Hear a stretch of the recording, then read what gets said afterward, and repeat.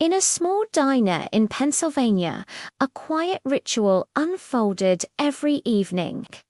At exactly 5:30 p.m., the same regulars would trickle in, their familiar faces a comforting backdrop to the clinking of plates and the gentle hum of conversation. Coffee was poured, orders were taken, and the air filled with the aroma of home-cooked meals. But amidst this comforting routine, one detail stood out. At a corner table, there were always 3 chairs. 2 were occupied, one was always empty. This was the table of Mrs. Eleanor White, a 76-year-old woman with a halo of silver hair and eyes that held a lifetime of stories. Beside her sat her daughter Rachel.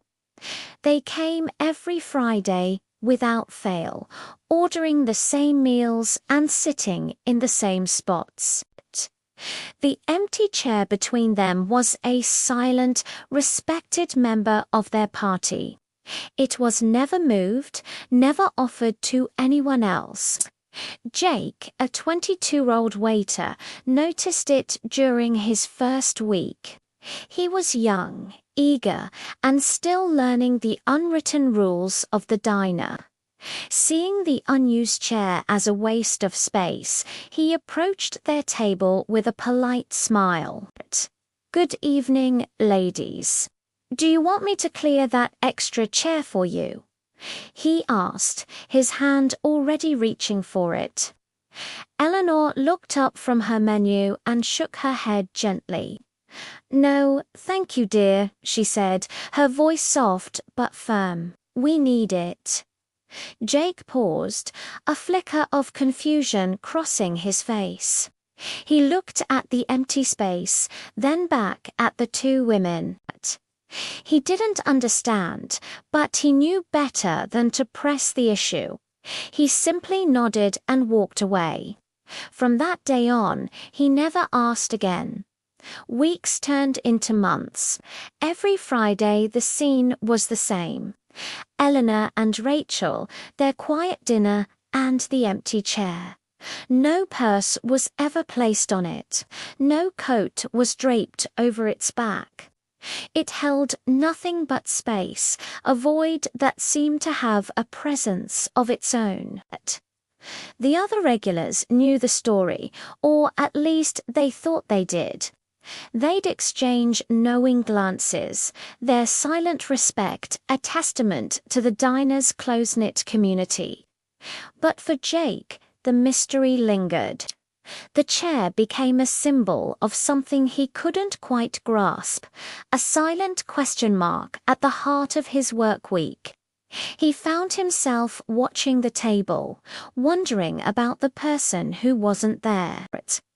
One quiet Friday evening, the diner was less crowded than usual.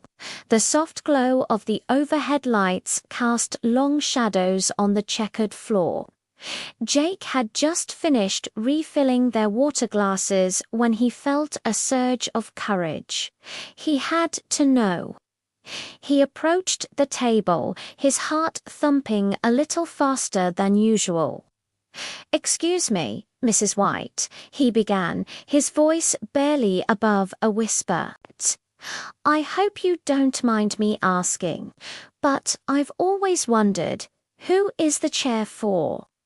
He half expected a polite dismissal, but instead Eleanor looked up and gave him a gentle, sad smile.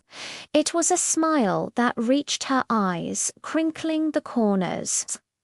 "It's for my husband," she said simply. Rachel, who had been quietly eating, looked down at her plate, a shadow passing over her face. Eleanor continued, her gaze drifting towards the empty seat, as if she could see someone sitting there. He used to sit right there every single week. This was his favorite place. We'd talk about our day, our dreams, everything. She paused, her voice thick with emotion. He passed away 3 years ago. She looked back at Jake, her eyes clear. But this was our spot. As long as we come here, he's still part of our dinner. He's still with us. A lump formed in Jake's throat. Suddenly, the empty chair wasn't just an empty chair anymore. It was a space filled with memories, with love, with a presence that transcended absence. He saw it all in that moment.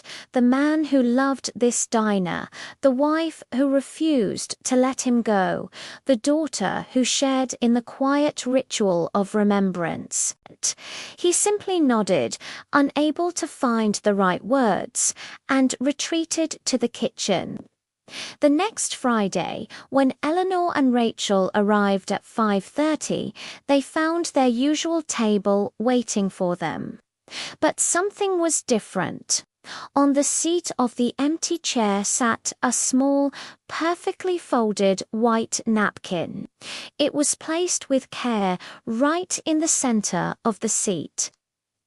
Eleanor looked at it, then at Rachel, a question in her eyes. Slowly, with a slightly trembling hand, she reached out and picked it up. She unfolded it carefully. Inside, written in neat, simple handwriting, were a few words reserved for someone who will never be forgotten. Tears welled in Eleanor's eyes, blurring the sight of the handwritten note. She looked up, her gaze scanning the diner until it landed on Jake. He was a few tables away, pretending to be busy wiping down a clean counter, his back mostly turned to them. He glanced over his shoulder, his expression a mix of hope and nervousness. "I hope that was okay," he said softly, his voice barely carrying across the room. Eleanor didn't answer with words. She simply reached out her hand across the table. Jake walked over and she took his hand in hers, squeezing it gently. "It was perfect, dear," she whispered, her voice choked with emotion. "Thank you, someone in the diner." Another regular who had witnessed this quiet exchange discreetly snapped a photo on their phone. It was a simple image, a table for three, two women, an empty chair, and a single napkin resting gently on the seat.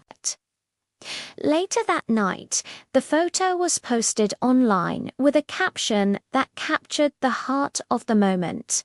"Some love never leaves the table." The picture went viral.